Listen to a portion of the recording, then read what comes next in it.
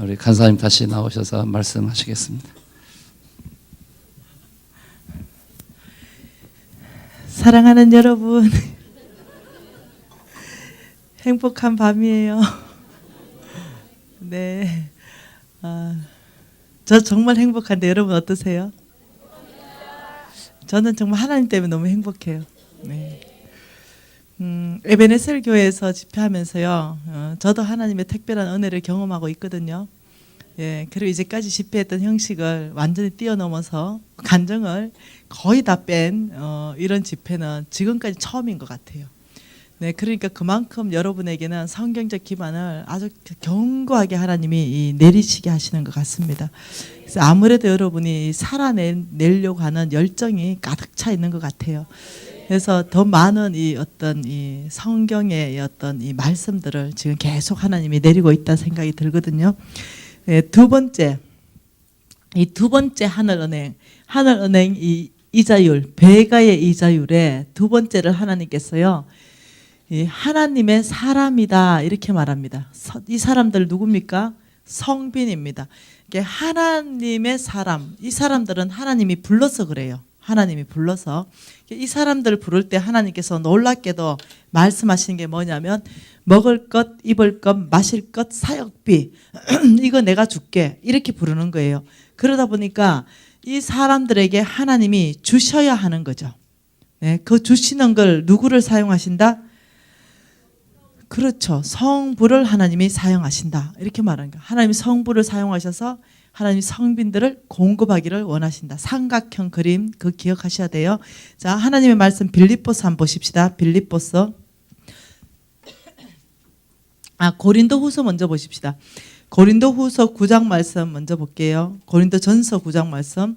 이 고린도전서 9장 말씀에는요, 하나님께서 성빈들을 어떻게 섬겨야 되는지를 말씀하고 있는데요. 이 고린도전서 9장 9절 말씀은 이렇게 말합니다.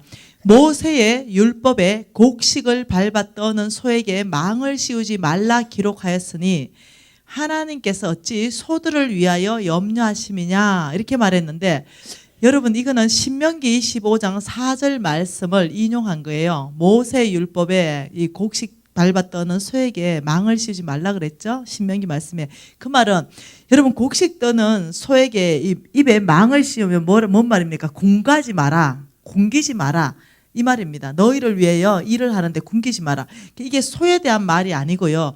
누구를 위하여 말하느냐면 성빈, 사역자들에 대해서 하나님께서 말씀하면서 말씀하신 인용의 말씀입니다. 10절에 이렇게 말하죠. 오로지, 근데 제가 읽으면 무조건 같이 읽으면 됩니다. 오로지 우리를 위하여 말씀하심이 아니냐. 가연 우리를 위하여 기록된 것이니 밭 가는 자는 소망을 가지고 갈며 곡식 떠는 자는 함께 얻을 소망을 가지고 떠는 것이라. 밭 가는 자, 이는 성빈을 얘기합니다. 이 밭 가는 자는 소망을 가지고 갈고 곡식 떠는 자는 함께 얻을 소망을 가지고 떤다. 이 말이 바로 12절 1절 말씀을 하시는 거예요. 우리가 너희에게 신령한 것을 뿌렸은즉 너희의 육신의 것을 거두기를 과하다 하겠느냐. 이 말은요, 신령한 것, 하나님의 말씀을 뿌려선적 육신의 것, 너희들에게 재물을 거두는 것이 가하지 않다. 다시 말하면 이건 이 말입니다. 하나님의 성비는 신령한 것, 하나님의 말씀을 먹이고 우리는 육신의 것으로 그들에게 공급을 해야 된다. 이 말입니다. 그래서 여러분, 제가 이 강의하고, 전 성부예요. 예, 강의하고 강사를 받는 거 당연할까요? 이거는 거저 받았으니 거저 줘야 된다는 말에 해당될까요? 당연한 겁니다, 여러분. 예, 항상 성경은 양면선을 얘기하고 있죠. 이렇게 거저 받았으니 거저 주라, 이걸 학대 해석하면 안 됩니다. 하나님은 마땅히 나는 여러분에게 신령한 것을 뿌렸고 말씀 사역자인 저에게 여러분은 당연히 재정을 깨트려서 저를 섬겨야 되는 것이 이게 하나님 나라의 원칙이에요. 네, 그래서 어떠냐면 동력해라 지금 이렇게 말하거든요. 예를 들면 어떤 목사님이 계시다고 생각해 보죠. 이 목사님이 예를 들면은 나는 거저 받았으니 거저 주겠다. 나는 교회의 월급을 하나도 안 받겠다. 이런 목사님 존경할 만하죠. 그러면 그 목사님만 맞고 교회에 사례비를 받는 목사님은 다 틀렸냐는 거죠. 절대 그렇지 않죠. 그 목사님은 그 목사님 믿음대로 그렇게 사시는 거죠. 근데 교회에 사례비 받는 목사님은 그 믿음 없나요? 아니죠. 그건 하나님 방법이죠. 하나님께서 뭐라 해야 신령한 걸 뿌리고 우리는 육신의 것을 거두게 하라. 같이 함께 하라. 이것이 성경적입니다. 여러분이 신령한 걸 너무 이제 이상을 추구하는 것 같아요. 그래서 여러분이 항상 말씀으로 분별을 잘 하셔야 됩니다. 그래서 어떤 사람들이 쏙죠. 우리 교회 목사님은 사례비 안 받아. 너그 교회 목사님보다 훨씬 더 신령해. 이렇게 만일 적용된다면요. 그거는 비성경적입니다. 네, 좋은 가르침이 아니에요. 두 분 다 귀합니다. 예, 자 13절에 보면 이렇게 말합니다. 성전에 일을 하는 이들은 성전에서 나눈 것을 먹으며 제단에서 섬기는 이들은 제단과 함께 나누는 것을 너희들이 알지 못하느냐? 이와 같이 주께서도 복음 전하는 자들이 복음으로 말미암아 살리라 명하셨느니라. 이렇게 말을. 예, 여러분 하나님께서는요 그 성전을 일하는 거, 제단을 섬기는 거, 이 말 전체 안에 포함되는 게 그냥 하나님의 사람입니다. 성빈, 목사님들, 선교사님들, 선교단체, 전임 간사님들 이런 분들 포함해가지고 하나님의 명령 받은 사람들, 특별한 사람들, 정말로 특별한 사람들이에요. 이 사람들은 일반 사람 아니에요. 예, 정말로 하나님의 사명 미션을 먼저 저희들보다 먼저 진짜 특별하게 너는 세상에서 돈을 벌지 마라. 내가 너의 먹을 거 입을 거 마실 거 책임질 테니 너는 오직 선교지 어디를 가서 해라. 아니면은 나주에 가서 에베네셀 선교라. 뭐 이렇듯이 하나님 특별한 명령이에요. 그래서 다르다니까요. 그래서 이 사람들은요 특별한 하나님의 사람이라는 걸 여러분이 아셔야 돼요. 제가 책에도 간증을 했고요. 유튜브에도 하나님의 사람을 섬겨서 무지무지 재밌는 이 간증을 했습니다. 오늘 시간 없어서 안 하려고 그래요. 대박난 사건이죠. 네, 참 재밌는, 저는 참 재밌는 사건이 하나님 안에서 진짜 무지 많아요. 네, 여러분 하나님의 사람, 이 사람을 섬긴 교회가 있었습니다. 그것은 빌립보서 4장 말씀 안에서 이 하나님의 사람 성빈 이 사도 바울을 섬겼죠. 마게도냐 교인들이 섬겼습니다. 한번 보십시다. 빌립보 4장입니다.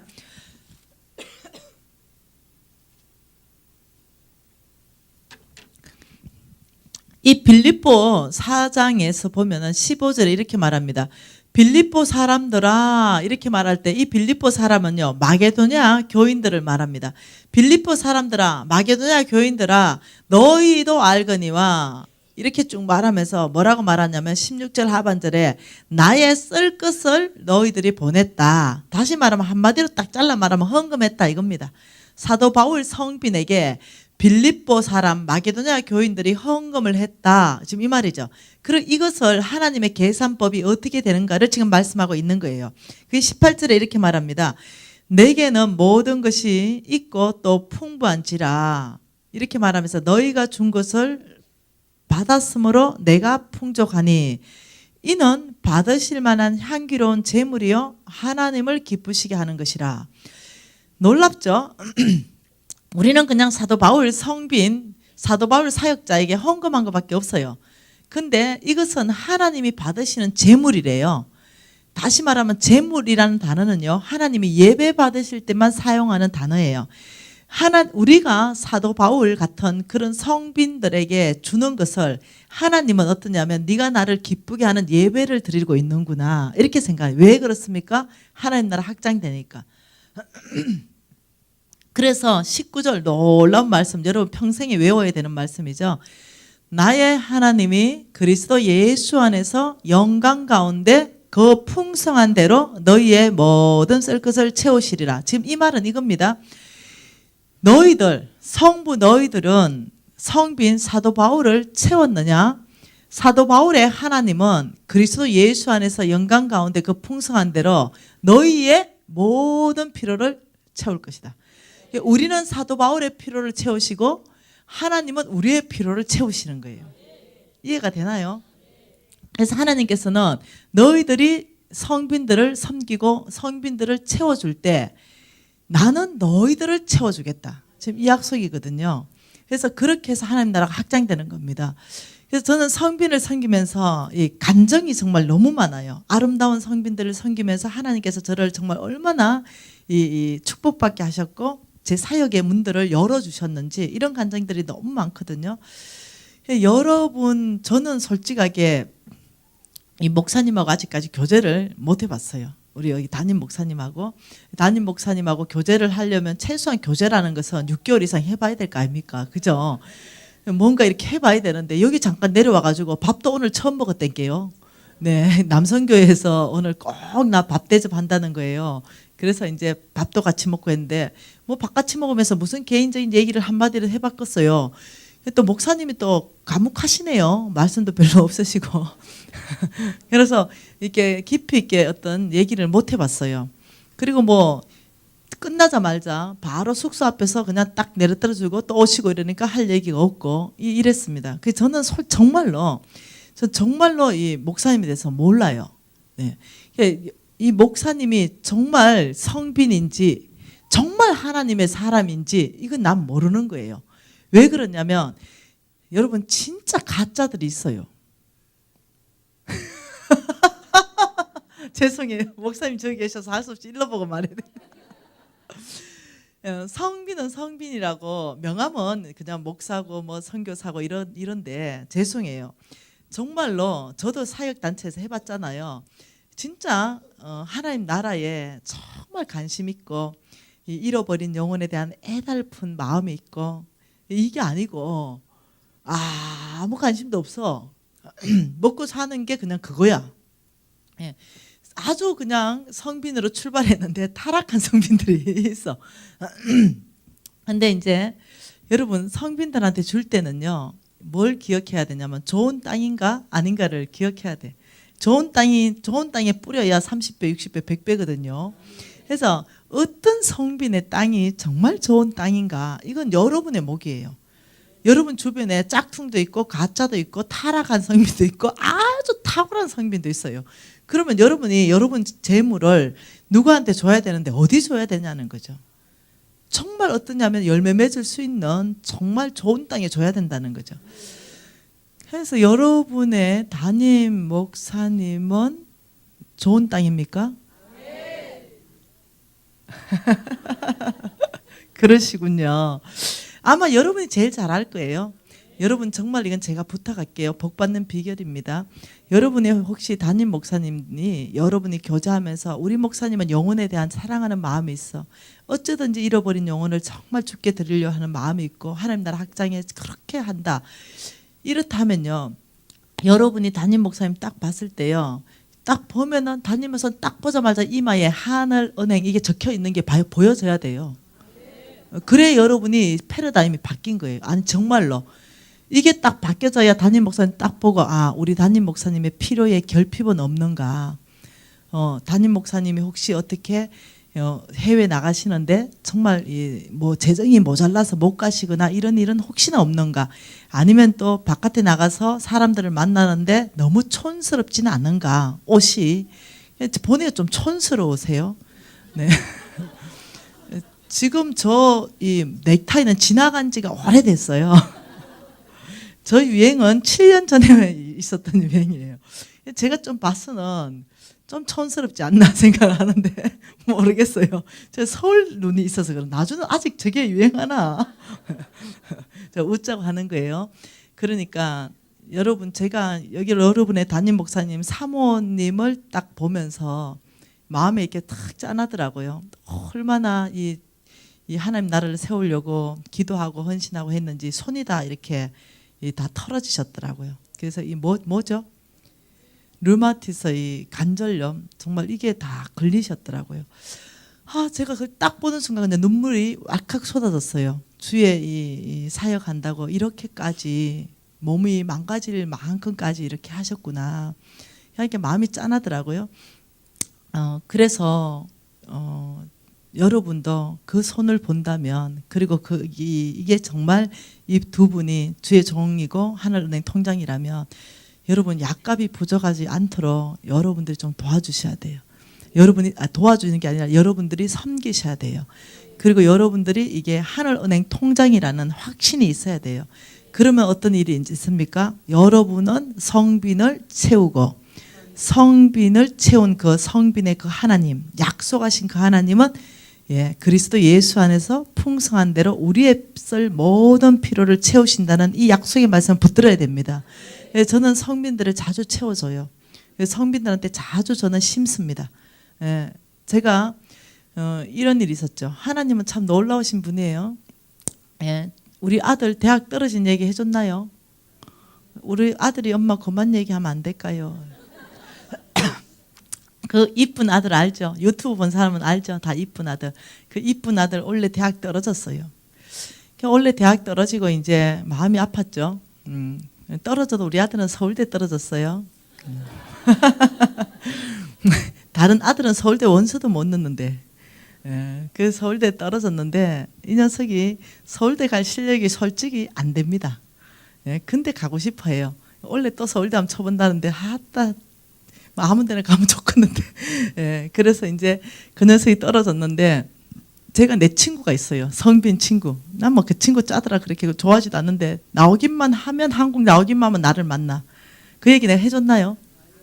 그리고 이렇게 말해요. 미진아 내가 밥 살게. 우리 아버지가 재벌 아이가. 그래가지고 알았다. 그래서 나는 우리 이 아버지가 재벌이기 때문에 내가 밥 사야 된대. 그러면서 밥 사는 집이 꼭 김밥 천국집입니다. 그래서 내가 나 오늘 안 먹는다 밥 안 먹는다니 하고 밥은 먹고 만나자. 이렇게 아이대 오늘은 네가 니를 위해서 메뉴를 바꿨대. 뭔데? 이렇게 잔치국수다. 알았다. 그래가지고 내가 이제 아주 비싼 거 맛있는 거 살려면 안 돼. 지가 성부라고. 지가 성부고 우리 아버지가 모든 걸 주기 때문에 자기가 더 하나님하고 가깝다나 어쩐다나. 한 번 더 그런 친구 하나 있어요. 밥 먹어서 잔치국수 먹었는데 미진아 아들 어째 됐노? 야 작년 12월 달 얘기예요. 아들이 어째 됐으면 내가 니한테 얘기 안 했겠나? 아들이 그 붙었으면 얘기 안 했겠나? 떨어졌다 재수한다. 이러니까 하따 니 속 상하겠다. 자존심도 센데. 근데 그러고는 이제 밥 먹고 헤어졌어요. 그리고 그날 저녁이 돼서 이제 집에 저는 자기 전에 내면의 정리를 꼭 하거든요. 한 30분. 아버지 혹시 제가 불순종한 거 있습니까? 아버지 음성에 민감하게 놓친 게 있습니까? 이런 것들을 이제 묻는 거예요. 묻는데 갑자기 생각이 하나 들어요. 뭐 낮에 잔치국수 먹었던 생각이 계속 나는 거죠. 생각이 먼저 옵니다. 하나님 음성은. 생각이 왔을 때 이게 하나님한테 오는가? 이거 깔때기를 대면 되죠. 왜 나지? 생각이 들어온 거예요. 내가 생각하려고 생각한 게 아니고 생각이 그냥 나버린 거죠. 그 주님 앞에 제가 바로 엎어졌습니다. 아버지 저에게 지금 생각이 들어왔습니다.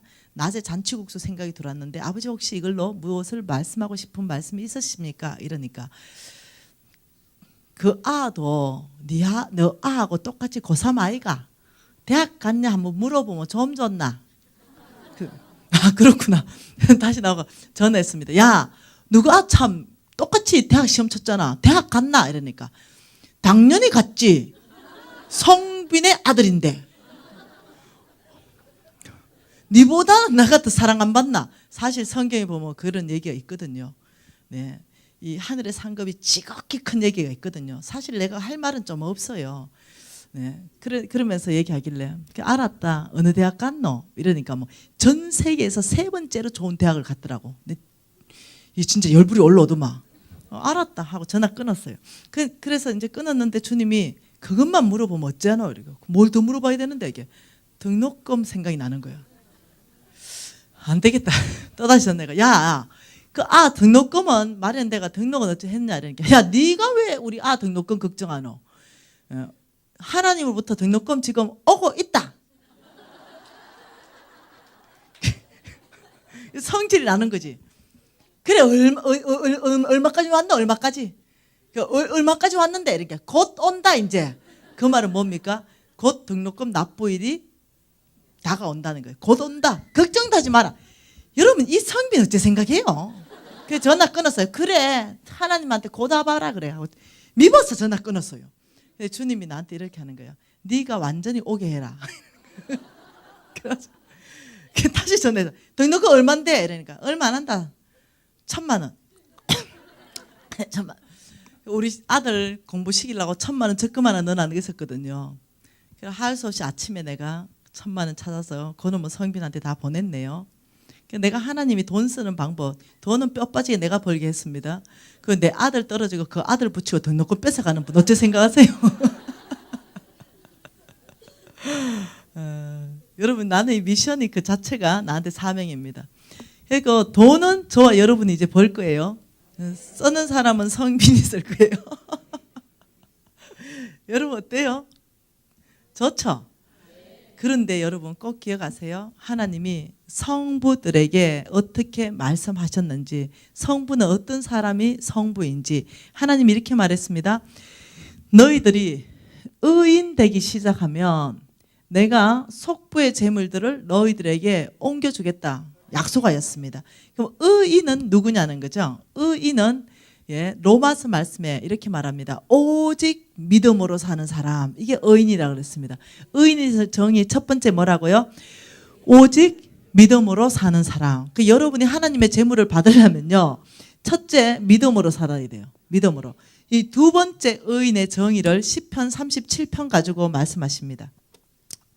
시편 37편입니다. 이 시편 37편 21절 말씀으로 하나님이 의인의 말씀을 하는 거예요. 같이 읽어볼까요? 의인은 은혜를 베풀고 주는도다. 악인은 꾸고 갚지 아니하나 의인은 뭐한다? 은혜를 베풀고 주는 자. 다시, 의인은 은혜를 베풀고 뭐하는 자? 주는 자. 이게 의인이에요. 여러분, 준다, 이건 내 걸 뭐 내놓는다는 거죠. 이건 뭐 있어야 주지. 뭔말 이해되죠? 아무것도 없는데 어째 주겠습니다. 아무것도 없는데 어떻게 은혜를 베풀고 주겠어요? 다시 말하면 이 의인에게는 하나님이 속부의 재물들을 옮겨줘서 오직 믿음으로 사는 의인에게 다른 사람에게 은혜를 베풀고 줄 수 있도록 축복하시는 거예요. 이게 의인입니다. 이게 의인의 다른 말로 하나님께서 성부라 그럽니다. 성부. 성부하고 의인의 삶하고 하나님이 연관지어 설명하는데요. 디모데전서 6장 말씀 한번 보자는 거죠. 자, 이 디모데전서 6장 17절부터요. 하나님께서 성부에 대해서 말씀하고 계십니다. 자, 이 성부에 대해서 17절 이렇게 말합니다. 내가 이 세대에서 부한 자들을 명하여, 이렇게 말했죠. 이거는 뭐냐면요, 부자들에게 명령한다 이 말입니다. 이걸 다시 바꿔놓으면 이겁니다. 내가 성부들에게 명령한다. 나의 명령을 받으라. 지금 이렇게 말하는 겁니다. 하나님이 성부에게 명령하는 장면입니다. 이게 첫 번째, 마음을 높이지 말고, 이렇게 말합니다. 첫 번째 성부들한테 뭐라고 말한다고요? 이 성부들한테, 자, 첫 번째, 교만하지 말라. 마음 높이지 말라. 여러분, 하나님은 교만한 자 대적하십니다. 네. 그리고 겸손한 자는 하나님이 높이십니다. 그러니까 왜 교만하지 말라라고 말하냐면, 성부들은 돈이 많기 때문에요, 자꾸 돈에 자꾸 자기 소망을 두려고 해요. 돈이 많으니까. 그래서 어떠냐면, 정함이 없는 재물에 소망을 두지 말라. 정함이 없다 이 말은요, 그 지금 네가 들고 있는 그 재물 계속 네한테 정해져 있지 않다, 이거 지금 경고하는 거예요. 주로부터 온 재물인데 네가 그 재물이 네 거라고 생각하고 정해져 있다 생각하고 거기에 소망을 두면 안 된다, 지금 이 말입니다. 그래서 어디에 소망을 두랍니까?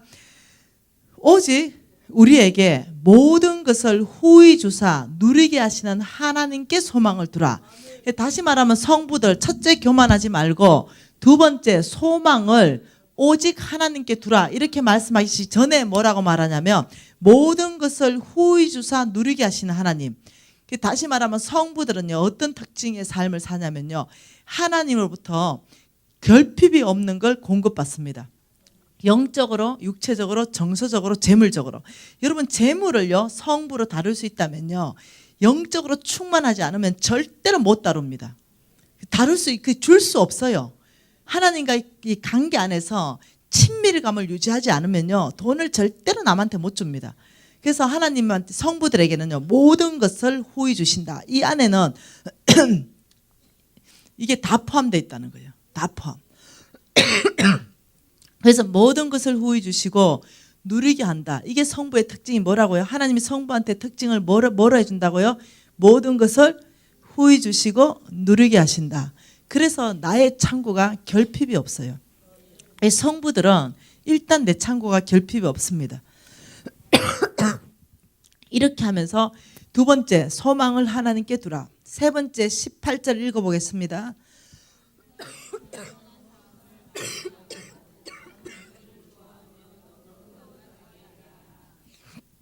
예, 18절에 이렇게 말하죠. 선을 행하고 선한 사업을 많이 하라. 뭐라고요? 선을 행하고 선한 사업을 많이 해라. 네 번째는 나누어 주기를 좋아하고 너그러운 자가 되라. 자, 성부들의 특징 한번 봐보십시다. 참 놀랍죠? 교만하지 말라. 소망은 오직 하나님께 두라. 너희들은 선을 행하고 선한 사업을 많이 해라. 너희들은 나누어 주기를 좋아하고 너그러운 자가 되라. 이 지금 의인의 삶하고 똑같죠? 은혜를 베풀고 주라. 다시 말하면 우리가 성부 되려면 이 특징을 가지고 있어야 됩니다. 어떤 특징? 이 네 가지 특징이 내 안에 있어야 됩니다. 뭐? 나누어 주기를 좋아하고 너그러운 자. 이 네 가지 특징. 나는 겸손한가? 하나님 앞에. 나는 소망이 재물에 있는가? 오직 하나님께 있는가? 나는 정말 선한 일과 선한 사업에 힘쓰는가? 나는 나누어 주기를 좋아하고 너그러운 자인가? 이게 성부에 가져야 되는 태도와 성품입니다. 이래 할 때 다시 말하면 하나님이 역으로 뭐랍니까? 이런 사람에게 나는 재물 주겠다. 이렇게 말하는 거예요. 그래서 이 성부의 삶 안에서 하나님께서 말씀하시는 게 뭐냐면은 하늘은행 계좌를 개설하라. 그래서 여기에서 선한 사업과 나누어 주고 선한 일을 행하라. 이렇게 선한 일 중에 한 군데가 가난한 자고 하나님 나라의 사람이다. 이게 왜? 이 사람들은 하나님 나라 확장하기 때문에 하나님 이들에게 재물 줘야 되는 거예요. 세 번째 하나님께서 어디에 재물을 주라고 하냐면 하나님 나라의 프로젝트입니다. 뭐라고요? 하나님 나라의 프로젝트. 이 하나님 나라의 프로젝트, 예, 여기에 너희들의 재물을 줘야 된다. 이렇게 말하는 거죠. 예, 하나님 나라의 프로젝트는 여러분 다 아시죠? 얘기 안 해도. 예, 얘기 안 해도 아시잖아. 하나님 나라 프로젝트는 하나님 나라가 확장되는 걸 얘기하는 거예요. 이렇게 예를 들면은 이 세상 나라하고 다른 거죠. 자, 여러분이 한번 봐보십시다.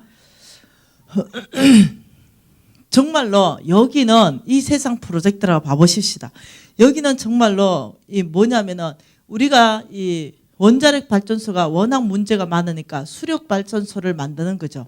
여기에 3조 원의 기금을 모집하는데 이 수력 발전소를 시행하는 시행사가 어디냐면 대한민국입니다. 여기에 이자율을 주겠다고 말하는데 학정 지급을 하는데 30%를 주겠다.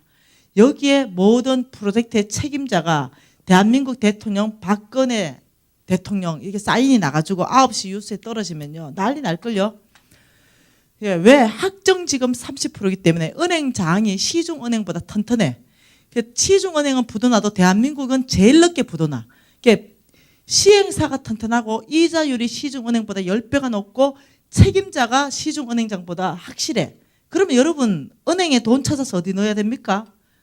여기에 당연히 넣어야 돼요. 왜야? 왜 그랬습니까? 머나와 달란트 비율로 너희들이 은행에 맡겨서 이자라도 네가 가져와야 된다. 그러니까 내가 귀찮다고 여기에 이자율이 더 높은데 4.5% 주는데 아유 귀찮다 그냥 3%짜리 넣어놓고 말자. 이거 충성된 행동이 아닙니다. 여러분이 3%짜리에 들어갔다면 4.5%짜리에 옮겨 갈아타야 돼요.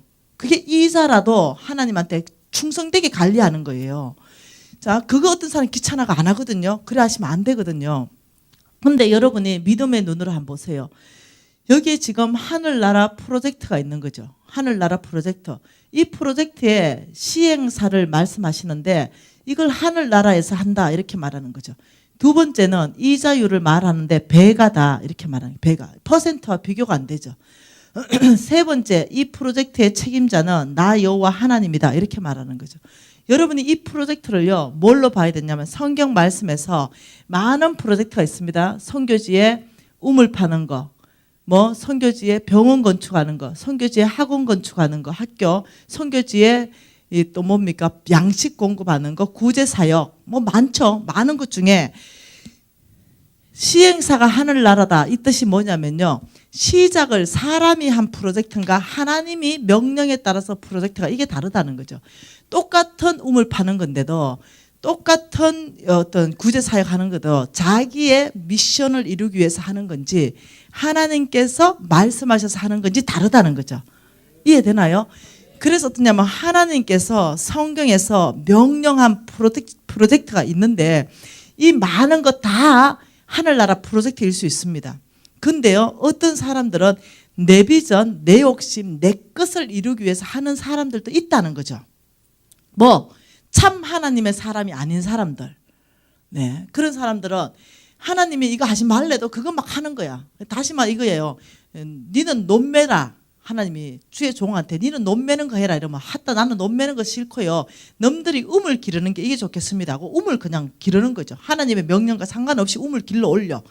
예, 하나님은 똑같은 하나님 나라 사역이라 하더라도 하나님 어떠냐면 각각의 은사와 재능대로 일을 맡겨요.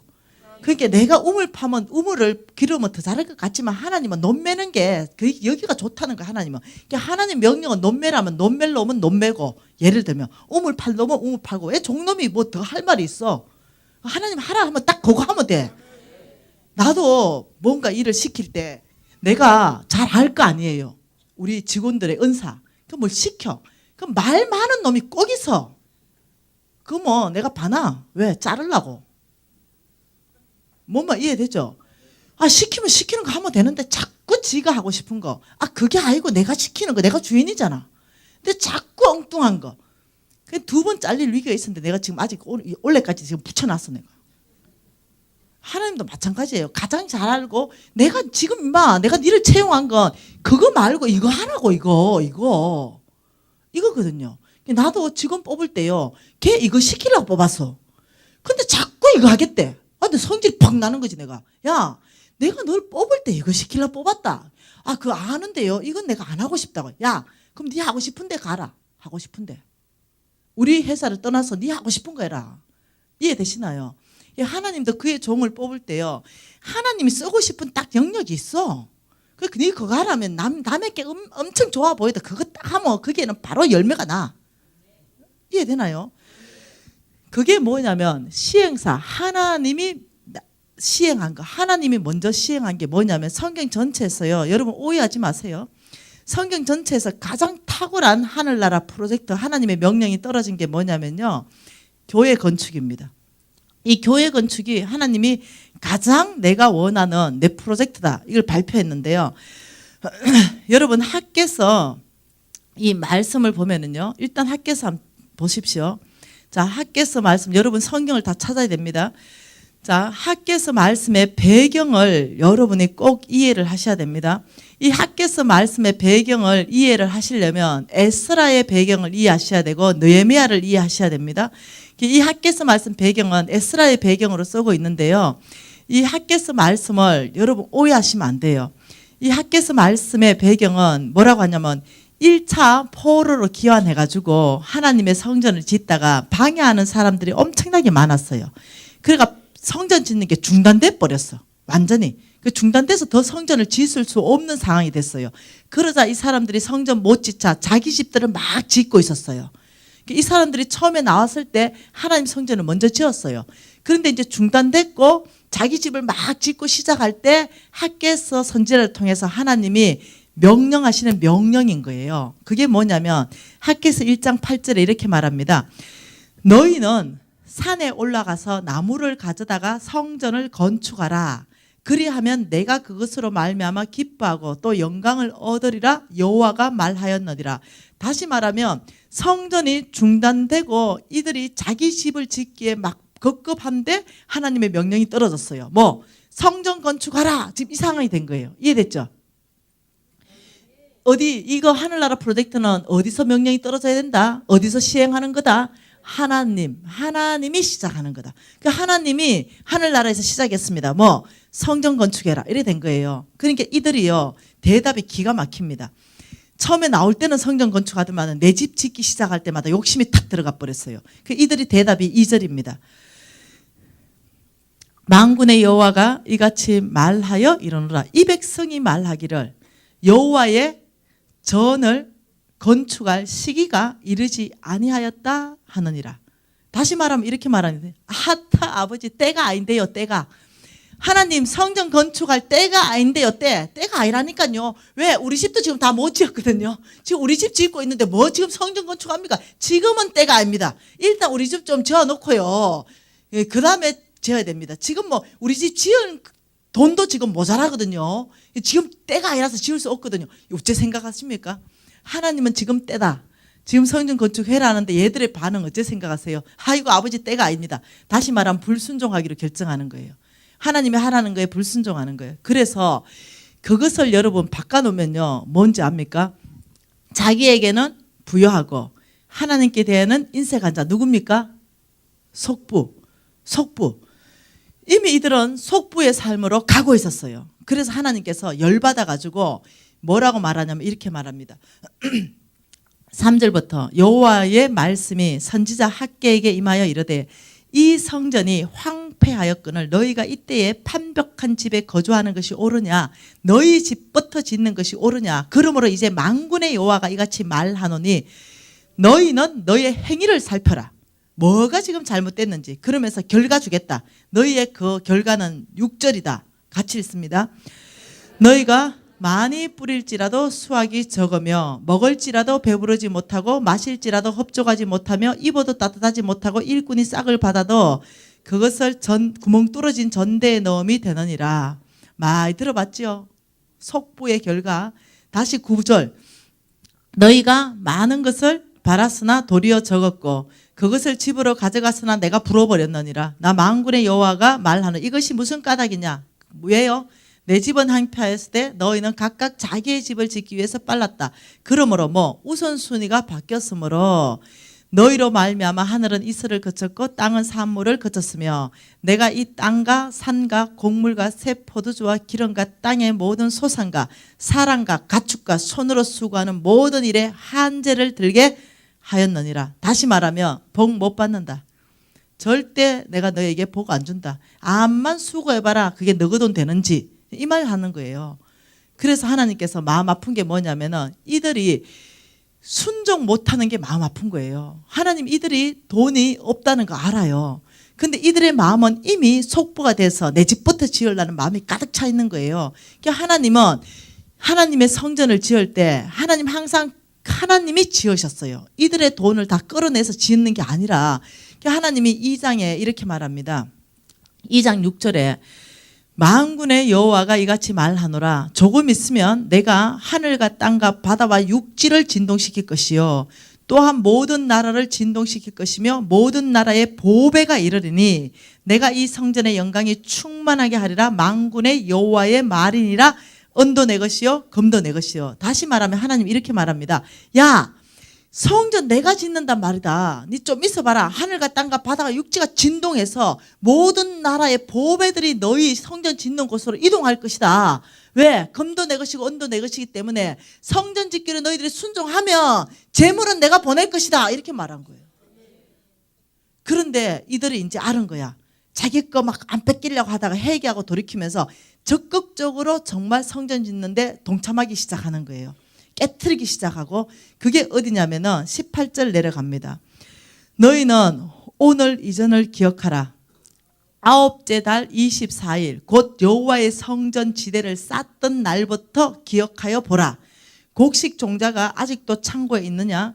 포도나무, 무화과나무, 석류나무, 감람나무의 열매가 맺지 못하느냐? 그러나가 언제입니까? 성전 짓기로 결정한 날. 그러나 오늘부터 이 성전 짓기를 결정한 날 오늘부터 내가 너희에게 복을 주리라. 여러분이 하나님 복 주는 비결을 성전 안에서 알아야 됩니다. 여러분에게 하나님이 명령하셨다면 여러분을 통해서 그 일을 할 수 있도록 여러분의 최선을 다해야 되는 거예요.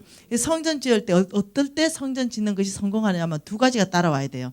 첫째는 우리가 가진 것을 깨트려서 하나님 나라한테 내놓을 때 하나님은 거기에 복 주시는 하나님. 두 번째는 우리의 힘으로 다 못 지어요. 그래서 적극적으로 어떠냐면은 복음 전도를 해야 됩니다. 그래서 믿지 않는 자들이 이 안으로 배가 돼야 됩니다. 그러니까 성도 수가 배가 돼야 돼요. 그 사람들이 함께 어떠냐면 하나님이 은혜 부으셔서 헌금하게 해서 이걸 아름답게 이뤄가는 거예요.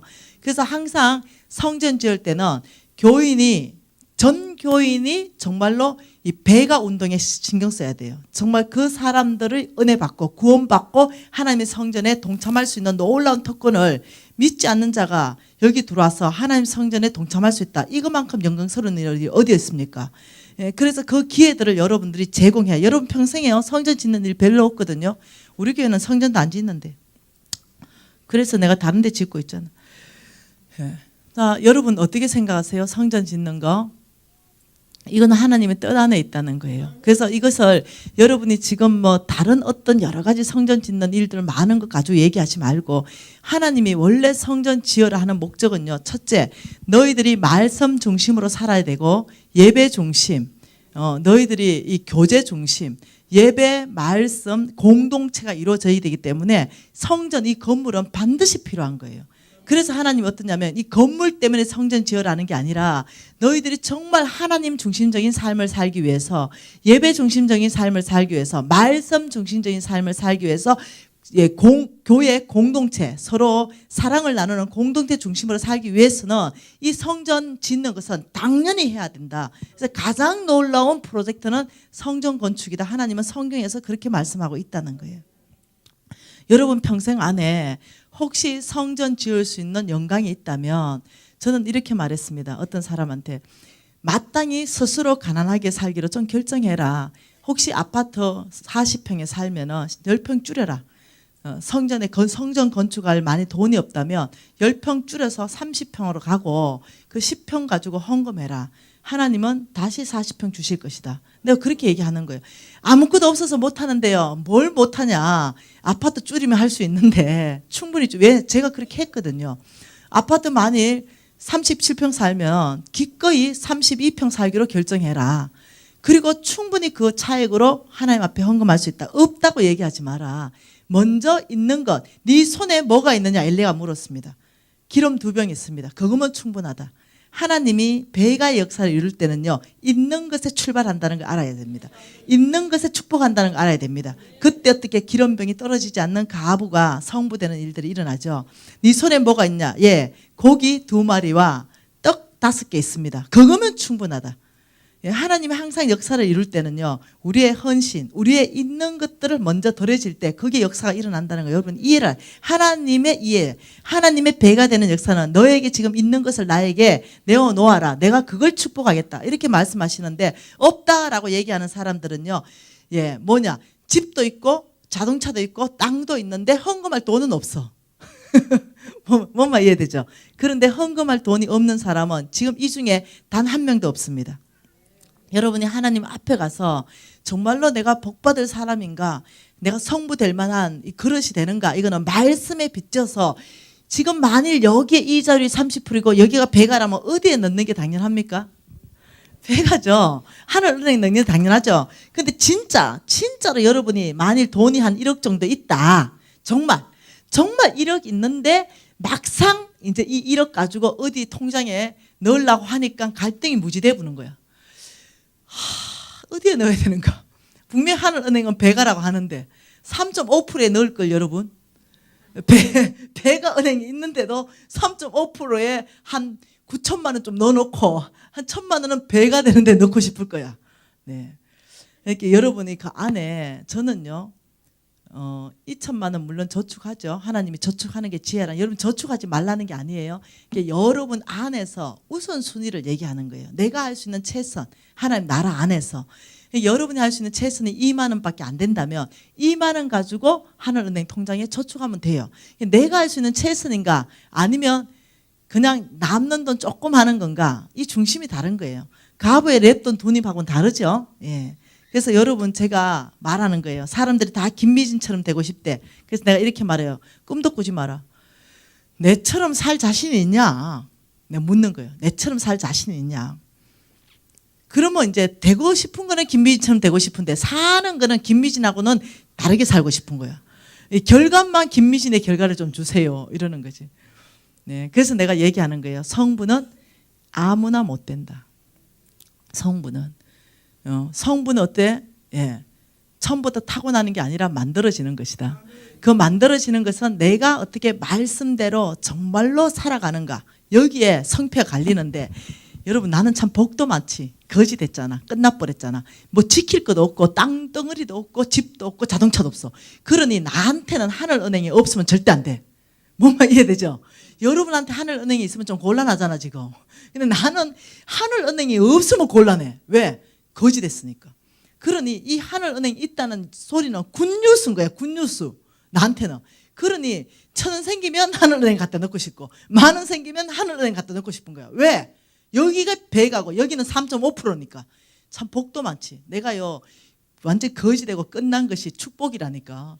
믿음이 바뀌었고 세계관이 바뀌고 가치관이 바뀌어서 하늘은행이 진짜 꼭 있어야만 되고 있어야 되는데 거기다 넣기 시작할 때 하나님이 출금시켜주는 걸 적기 시작하면서 내가 넣은 것보다 하나님이 출금시켜주는 게 수십 배 수백 배가 많기 시작하니까 내가 어떻게 더 저축하고 싶지 않겠어요? 그래서 바뀐 거라니까. 그래서 나를 따라 사는 사람들이 지금 제자들이 막 일어나가지고 내가 이제 강사로 세워놨어요. 네. 와 진짜 그런 사람들 일어나더라고요. 90% 주고 하나님 축복받고 이런 사람들, 그 사람들 막 축복해 하나님 나라를 막 확장하는 이런 사람 막 일어나더라고요. 놀래버렸어 내가. 와, 내 780억 부도 난 사람 돈빚 다 갖고 부자 된 거 얘기해줬나? 아 그렇구나. 2년 만에 부도 나고 150명 직원에 150억 버는 여자 얘기 한번 해줬나? 책으로 낼게요. 이 판으로. 지금 시간이 없어. 내 제자들이요, 뭐 780억 부도내고 바로 그 이제 3년 안에 이제 뭐 이렇게 새롭고 되고 이런 감정들을 내가 이제 따끈따끈하게 엊그제 들었어요. 우리가 왕의 재정학교를 통과하면서 왕의 기업들을 모으거든요. 왕의 기업들을 모아서 이 기업들은 오직 주님의 나라 확장하겠다 사명이 있는 기업들이 지금 100개가 모였어요. 우리가 10,000개 세우는 게 목표입니다. 이 기업은 오직 왕의 재정학교 졸업해야만 들어올 수 있어요. 그 기업들은 오직 하나님 나라를 세우는데 우리가 90% 내놓겠습니다. 이런 기업들이거든요. 그 기업 안에서 지금 지난주 금요일 날에 간증이 나온 거예요. 그 이제 회장님이 간증한 게 뭐였냐면은 780억 3년 전에 부도났대요. 그리고는 이제 김미진이 강의를 듣게 되고 김미진이 막 죽으려고 했대요. 네가 할 수 있는 최선의 일을 할 때 하나님의 역사 1억이 풀어진다 소리를 듣고 내가 할 수 있는 최선의 일이 이 상황에서 뭘까 이래가지고 대리운전이었대요. 대리운전, 택시 뭐 이런 거. 그래서 대리운전을 3년 하면서 780억 부도 낸 사람이니까 나하고는 또 스케일이 달라. 큰 사업을 했겠죠. 그러면서 3년 동안 영적 근육을 하나님이 만들어 가시고 새롭게 이제 빚어 가셨죠. 이 3년에 회장님이 대리운전 택시기자 했다. 어찌된지 알겠죠. 3년 동안 내 강의를 100번을 더 들었대. 그러면서 이 준비해서 이 780억 빚을 다 갚고 자기가 이제 다시 성공한 성공담을 나누기 시작한 거예요.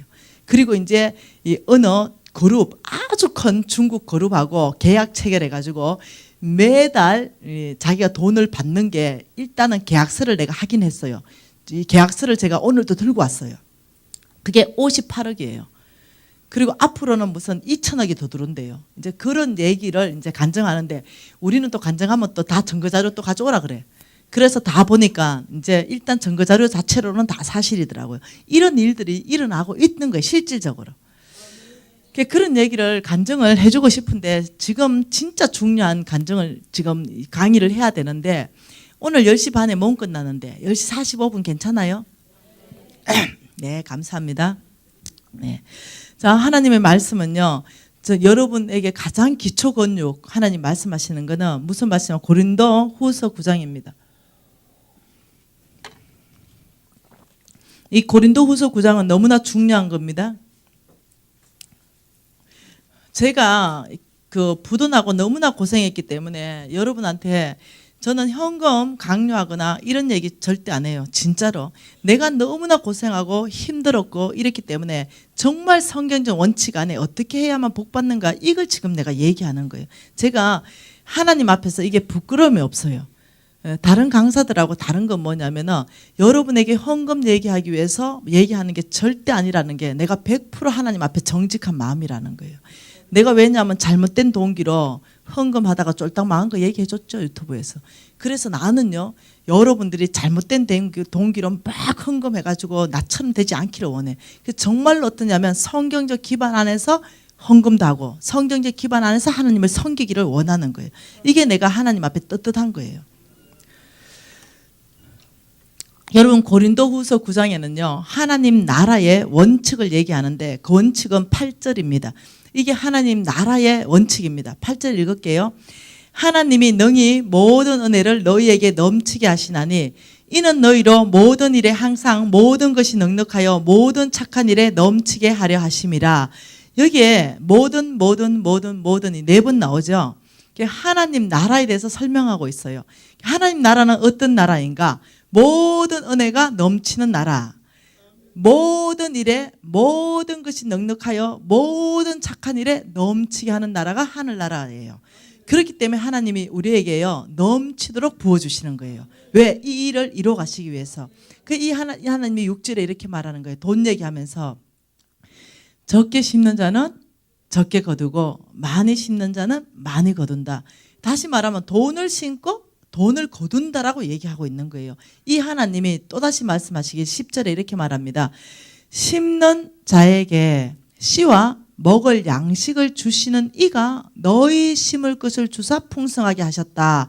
그리고 너희의 의의 열매를 더하게 하신다. 이렇게 말했는데 여러분, 여기가 참 중요한 대목이죠. 심는 자 누굽니까? 심는 자. 이 심는 자는요 저와 여러분입니다. 성경은 삼천구절을 다 농사꾼으로 얘기하는데 심는 자는 저와 여러분인데 이 심는 자, 농사꾼 심는 자에게는요 하나님 뭐 준답니까?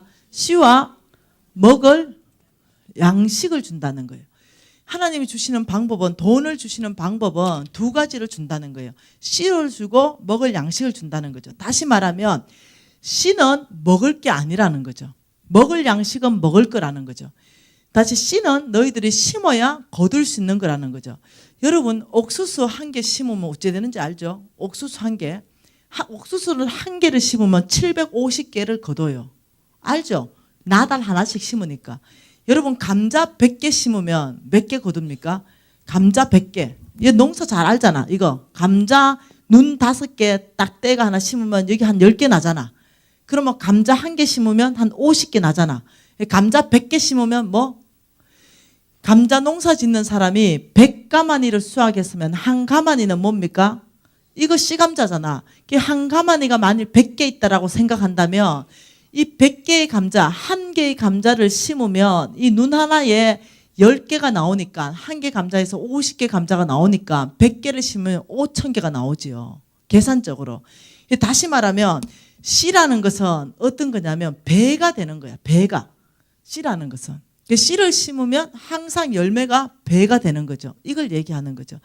여러분, 이 씨는 하나님이 왜 씨를 여러분한테 주냐는 거죠.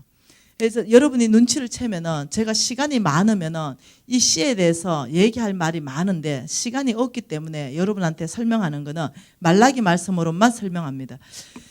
원래 제가 민수기, 신명기, 레위기 말씀으로 여러분 이걸 더 보충해서 봐야 되는데 일단 말라기 말씀으로 봅니다. 이 말라기 말씀으로 펴놓고 저를 한번 보십시다. 하나님이 씨로 주는 거는요 이렇게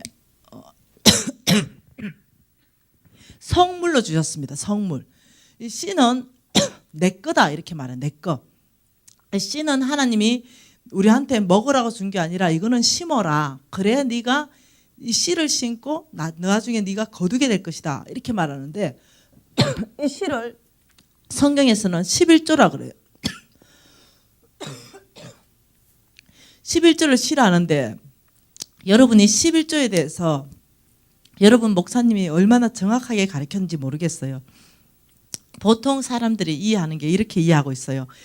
내 하나님 여호와를 기억하라. 그가 내게 재물 얻을 능력을 주셨음이라. 이 말씀에 또 근거해서도 지금 시즌 안에서 내가 직장을 다녔든지 내가 사업을 하든지 하나님께서 나한테 300만 원을 주셨다면 여러분의 11조의 개념. 이 300만은 몽땅 하나님의 것입니다. 그래서 제가 너무 감사해서 하나님의 것을 제가 11조로 거룩하게 구분해서 하나님 앞에 드리겠습니다. 이게 11조의 정의라는 거죠. 근데 이 부분이 틀렸다는 거야. 이 부분이 어디가 틀렸냐면은 제가 거룩하게 구분해서 이게 틀린 거야. 여러분이 이제 말씀을 전체를 보면 그걸 이해할 수 있는데 제가 거룩하게 구분할 수 없는 돈이 11조야. 하나님의 손에서 구분된 게 11조라고요. 그러니까 하나님이 우리한테 줄 때 심는 자에게 저에게 줄 때 씨를 따로 주고 먹을 양식을 따로 하나님이 분리해가 준 거야. 이게 다시 말하면 11조를 내가 구분할 수 있는 자격 자체를 주지 않으셨던 거예요. 그러니까 하나님은 두 개를 구분해서 이거는 내가 너에게 준다 씨다. 그리고 이거는 내가 너에게 공급한다 먹을 양식이라. 이건 네가 먹고 씨는 심어야 된다. 이렇게 말한 거죠. 여러분 목사님들이 또 이렇게 말합니다. 믿음이 없는 사람은 11조 하지 못한다. 믿음이 있는 사람이 온전한 11조를 한다. 여러분도 들어봤습니까 혹시? 들어봤다면 여러분 목사님 잘못 가르친 거예요. 믿음의 문제가 아니에요. 예, 믿음의 문제. 여러분 믿음이 없어서 11조를 못했다 이러면요. 그거는 별로 죄가 안 돼요. 왜? 믿음이 없기 때문에. 믿음은 하나님의 선물이잖아요. 구원받을 때 선물. 그 다음 믿음을 성장시키는 거는 또 나의 또 목이 있죠.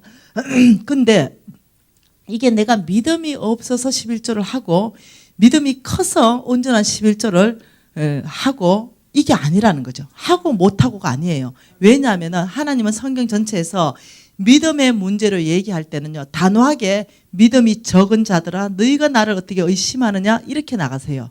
근데 믿음의 문제가 아니기 때문에 말라기에서요.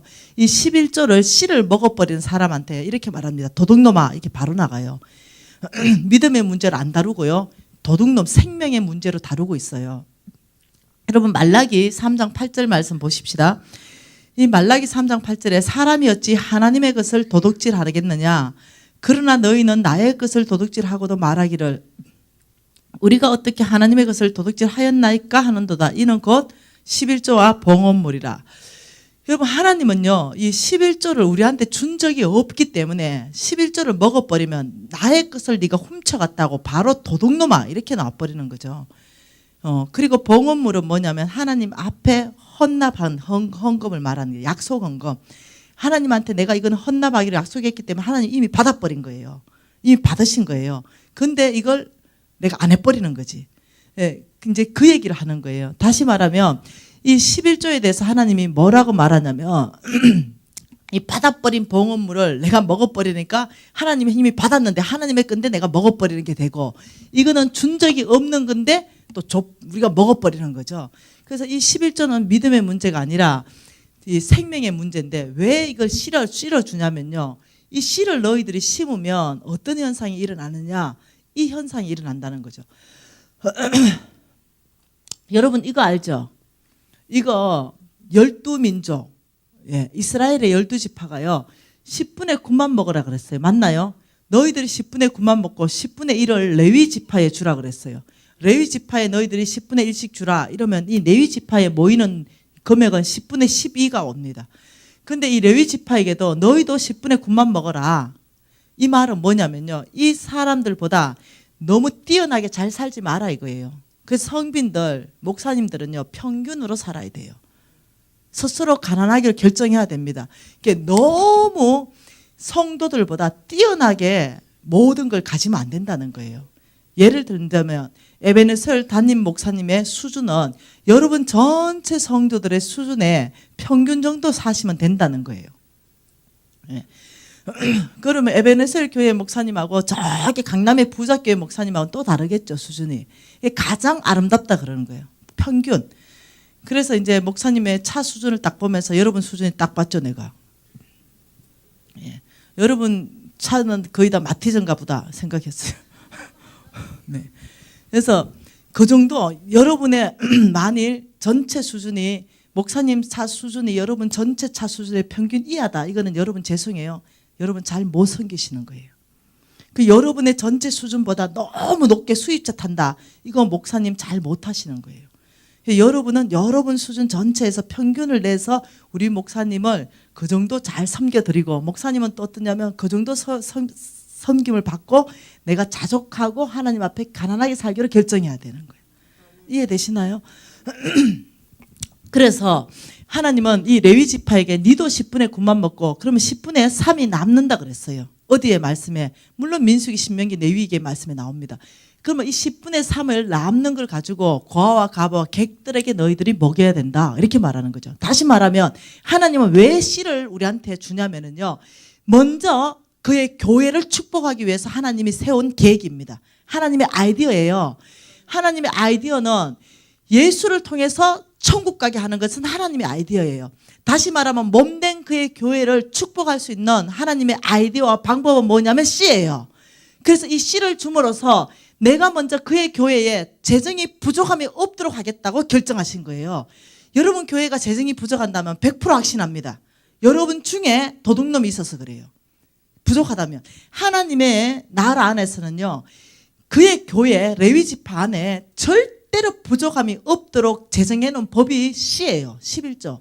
여러분이 온전하고 완벽한 11조를 안 떼먹고 정말 하나님 나라 안에 들른다면 여러분 교회에 돈이 모자란 일은 절대 있을 수 없다니까요. 이 틀림없는 거라니까요. 여러분 안에 도둑님이 있으면 어떤 일이 발생하느냐면 두 가지 일이 발생합니다. 첫째, 씨를 먹어버려가지고 내가 가난해져. 틀림없이. 두 번째, 교회가 돈이 없어. 근데 여러분이 씨를 심으면 내가 심었기 때문에 심은 거는 풍성하기 때문에 내가 풍성해져. 두 번째, 교회가 풍성해져. 이게 하나님 나라 원칙이에요. 그러면서 하나님이 씨를 심은 사람에게 축복하겠다는 걸 세 가지 축복하겠다는 거예요. 자, 10절에 만군의 여호와가 이르노라. 11절에 만군의 여호와가 이르노라. 12절에 만군의 여호와의 말이니라. 11조 축복 약속하면서 하나님이 자기의 이름을 걸어버려. 그러면서 이렇게 말합니다. 10절에 만군의 여호와가 이르노라. 내가 하늘 문을 열고 내게 복을 붓겠다. 이 약속이 이루어지는지 안 이루어지는지 네가 나를 시험하라. 이때 이 시험은요, 실험입니다. 과학적으로 정말 네가 증명하듯이 시험하라. 이 말입니다. 그러면서 11절에 이렇게 말합니다. 너희를 위하여. 11절 뭐라고요? 너희를 위하여. 11조 하는 사람한테 하나님이 너희를 위하여 첫째 내가 메뚜기를 검하겠다. 그래서 너희 토지에 소산을 먹어 없애지 못하게 하겠다. 저와 여러분은 농사꾼인데요, 메뚜기 떼 아프면 초토화 예쁘거든요. 끝장이 나쁘거든요. 그러니까 이 메뚜기 떼를 검한다는 것은요, 여러분의 새는 재정들을 막아주겠다는 거예요. 그러니까 여러분이 왜 돈이 안 모이냐면요, 구멍 뚫은 전대라서 그렇다니까요. 근데 이걸 내가 욥기 어떻게, 사탄도 알죠. 욥의 모든 재산에 울타리를 둘렀을 때 그때 부자 된다는 걸 아셔야 돼요. 여러분 암만 해봐라 부자 안 된다. 하나님이 울타리를 둘러서 메뚜기 떼를 검할 때 여러분 재물이 쌓이기 시작하는 걸 여러분이 알아야 된다니까. 그러면서 또 두 번째 약속은, 그래서 너희의 재물에 메뚜기가 오지 못하도록 내가 막아주겠다. 메뚜기 떼 아프면 알죠? 맨날 어디 갖다 줍니까? 사건 사고 터져서 그걸로 돈이 뻥뻥 터지고, 맨날 병원에 돈 다 갖다 주고. 그래서 메뚜기 때 오면 하여튼 우회됐든 간에 돈이 안 모여. 예, 우회됐든 간에. 그리고 두 번째 하나님 또 말합니다. 포도나무의 열매가 기한 전에 떨어지지 않게 하겠다. 여러분, 포도나무의 열매가 기한 전에 떨어졌다. 이 말은 뭐냐면 나의 공급이 끊어져 버렸다. 이 말입니다. 내가 더 공급이 필요한 시즌 안에 있는데 더 이상 공급이 안 되는 거예요. 근데 하나님이 씨를 심는 사람은 씨를 심었기 때문에 그 열매가, 포도나무의 열매가 기한 전에 떨어지지 않고 계속 공급되는 일들을 내가 하겠다. 네가 지금 A라는 회사에 만일 네가 잘렸냐, 잘못됐냐, 그럼 나는 다른 축복의 통로를 만들어 가겠다. B라는 회사를 줄 것이고 이때가 사업할 수 있는 길들을 열어갈 것이다. 아무튼 나의 방법으로 너에게 포도나무의 열매가 기한 전에 떨어지지 않도록 너의 필요를 내가 공급하겠다. 이 약속입니다. 하나님 왜 그러냐면, 씨가 뭐냐면은 하나님이 축복의 열매 씨로 줬기 때문에 이걸 심으면 열매 나는 게 당연하다는 거죠. 열매 날 때는 몇 배로 나는 게 당연하다는 거죠. 그러니 나의 재물들이 모이기 시작하고 나의 재물들이 보호받기 시작하고 내가 공급이 끊어질 때는 다른 공급들이 이어지기 시작하고 이렇다는 거예요.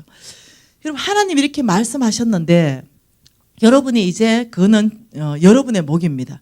내가 정말 어디에서 재물의 통로가 막혔는가 이걸 여러분이 보셔야 된다는 거예요. 이해되시나요? 여러분 이 보통 일이 아닙니다. 예, 이제는 5분 안에 모든 메시지를 마칠 텐데 여러분 오늘 이 밤이 가기 전에 저는 그래서 11조를 떼먹었거든요. 저는 믿음의 문제인 줄 알고 믿음이 없을 때는 11조를 하고 싶어도 진짜 할 수가 없었어요. 믿음의 문제였기 때문에. 믿음이 없었기 때문에. 근데 나중에는 이게 아니고 생명의 문제인 줄 알고 내가 정말 회개하고 돌이켰습니다. 그리고 아버지 지금까지 내가 떼먹은 모든 11조 정말 죄송하다고 몰랐다고 아버지 탕감해달라고 오늘 탕감해 주시면 제가 다시는 11조 떼먹고 하나님의 돈을 도둑질해서 먼저는 내가 가난해지고 하나님의 나라를 가난하게 만드는 그의 교회를 가난하게 만드는 일을 하지 않겠다. 내가 반드시 11조에서 먼저는 내가 부여하고 그의 교회를 부여하는데 하나님의 이 아이디어를 제가 이제는 이해를 했다라고 얘기했어요. 여러분 이것은 계시를 받아야 이해가 돼요. 예. 그래서 여러분 지금 당장 11조 하면 돈이 없어질 것 같죠? 아니요. 아닙니다. 그것은 씹는 것입니다. 그리고 하나님은 거두게 하실 것이에요. 여러 가지 영역으로 거두게 하실 거예요. 새는 재정을 막으면서 거두게 하실 거예요. 예. 여러분 예레미야 51장 보십시다.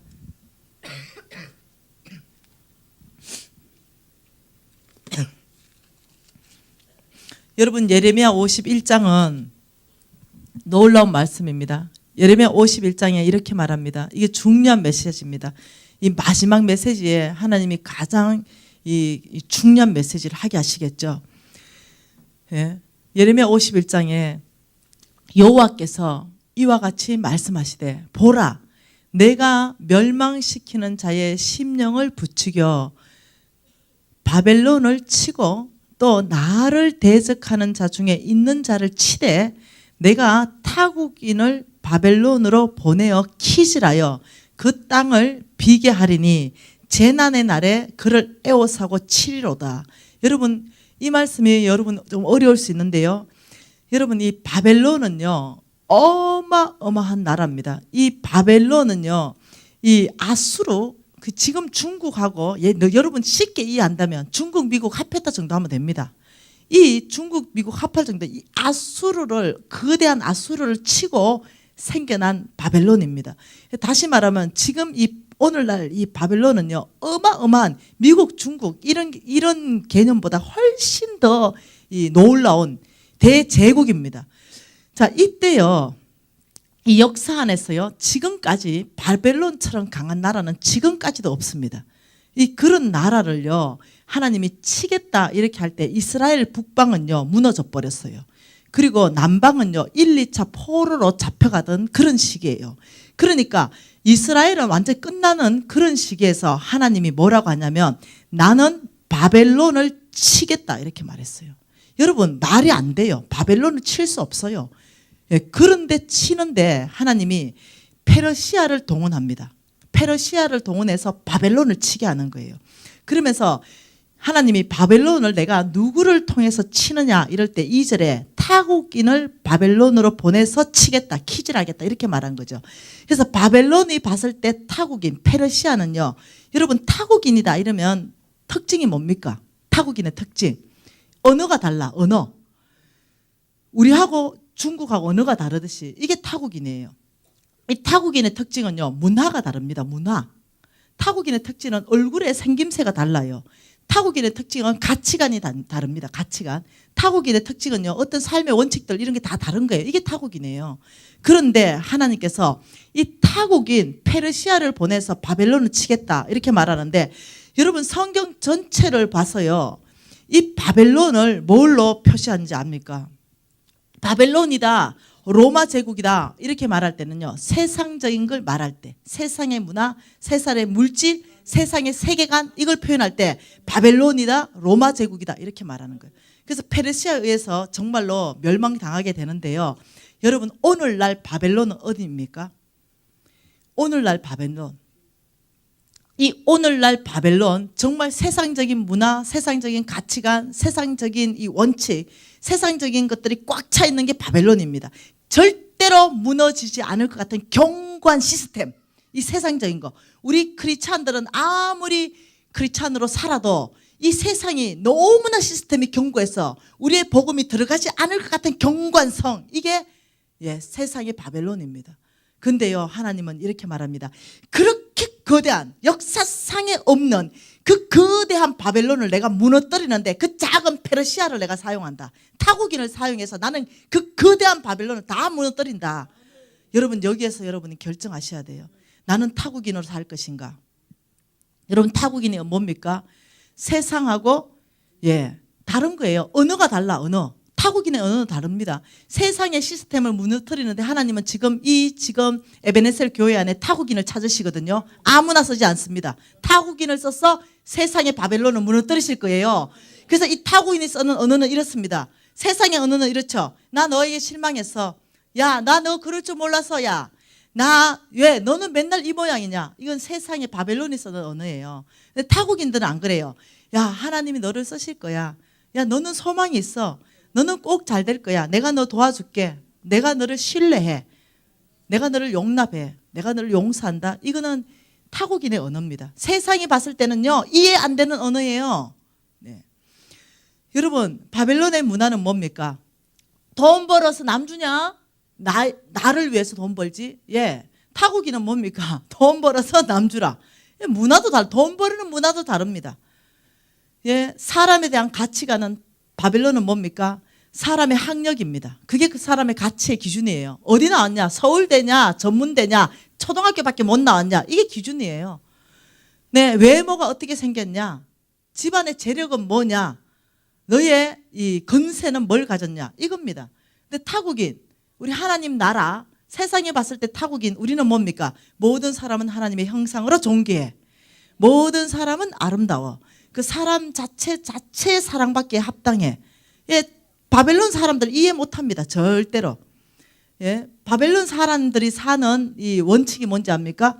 세상적인 성공을 위해서라면 무엇이든지 합니다. 남을 짓밟고라도 올라갑니다. 경쟁의식, 비교의식 해서 그걸 꼭 이뤄냅니다. 지키고 얻고. 근데 타국인들은 안 그래요. 오직 기준을 성경 말씀으로 기준을 삼으면서 그 말씀 안으로 살게 되죠. 그래서 이 바벨론 사람들은요, 내 뜻, 나를 영화롭게 하는 거, 이거 이뤄가기 위해서 모든 걸 바치는 사람들이에요.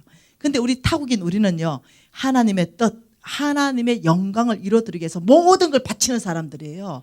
여러분, 세상에 이 강한 시스템 무너지지 않을 것 같습니까? 하나님은 타국인을 보내서 내가 이 바벨론을 치겠다 하신 그 하나님은 오늘도 말합니다.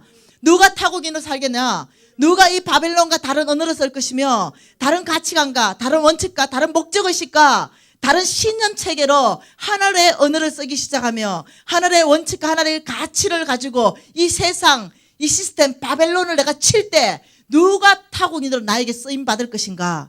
여러분, 이 재정원칙 전체는요, 타국인의 삶을 요청하는 것입니다. 세상의 시스템 안에서는 이 삶을 못 살아내요. 내가 타국인 되겠습니다. 하나님의 시스템으로 살아내겠습니다. 하나님의 원칙으로 살겠습니다. 이 타국인을 하나님이 오늘 이 에베네셀 교회 안에서 찾으신다는 거예요. 누가 타국인으로 살아내어서 나의 영광을 위해서 쓰임받을 것인가? 나는 바로 이 자가 드러나며 내가 나의 것들을 부어서 저 무너지지 않을 것 같은 제 시스템을 내가 무너뜨리겠다. 여러분, 저는 하나님 앞에 타국인으로 살기로 헌신했습니다. 그러자 하나님은 저를 들어서 지금 이 경제 원칙, 저를 들어서 지금 부수고 있습니다. 저 바벨론 같은 저 경제 원칙들을 지금 무력화시키고 있습니다. 치고 있습니다. 하나님 승리하고 계세요. 하나님 온 땅 안에서 하나님의 나라의 사람들을 일으키고 있습니다. 하나님은 이런 타국인 찾습니다. 여러분, 오늘 누가 정말로 이 타국인으로 살겠습니까? 하나님은 오늘 이 에베네셀 안에 타국인으로 살겠다고 전적으로 헌신에 들어오는 이 사람 오늘 기름 붓기 시작하시며 오늘 쓰기 시작하실 겁니다. 항상 하나님이 여러분을 축복하실 때는요, 영적 질서 안에서 축복하십니다. 오늘 목사님이 여러분을 기도 인도하실 때 성령이 기름 부으셔서 타국인의 삶을 살아낼 수 있도록 하나님이 직접 기름 부으실 거예요. 오늘 목사님 나와서 여러분 손 높이 드십시다. 하나님, 제가 경제의 원칙을 타국인으로 살겠습니다. 아버지 정말로 세상의 경제 원칙으로 사는 것이 아니라 아버지 타국인 하늘나라의 경제 원칙으로 바벨론을 치실 때 저를 써 주시옵소서. 여러분 간절하게 하나님이 타국인을 찾으시는데 아버지 제가 타국인의 삶을 살겠습니다. 우리가 지금 이 시간에 하나님이 기름 보시면 여러분을 써기 시작하실 때 간절하고 정말 결단하면서 나아가기를 원합니다. 우리가 하나님을 3번 주여 3번 부르면서 우리의 의지 앞에 정말 아버지 제 의지 제 신념을 아버지 다 바꾸겠습니다. 우리 통성으로 주님 앞에 기도하시겠습니다.